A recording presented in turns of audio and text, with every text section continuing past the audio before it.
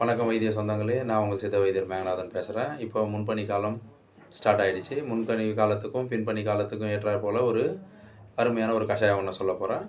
இந்த கஷாயத்தில் சேரக்கூடிய பொருட்கள் என்னென்னு பார்த்தீங்கன்னா, சித்தரத்தை, ஓமம், கடுக்காய், சுக்கு, மிளகு, திப்பிலி, தேசாவரம்.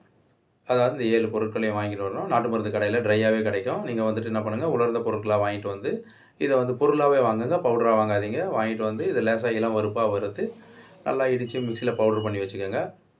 200 ml தண்ணி கொதிக்க வச்சு அதில் 100 ml சுண்டுற வரைக்கும் இதில் வந்து ஒரு ஸ்பூன் போட்டு இதை வந்து என்ன பண்ணுங்கள், கஷாயமாக வடிகட்டிக்கிட்டு இதை இந்த 100 ml வந்துட்டு சக்கரை நோய் உள்ளவர்கள் இனிப்பு சேர்க்காதீங்க, தேன் சேர்க்காதீங்க, அப்படியே சாப்பிட ஆரம்பிங்க.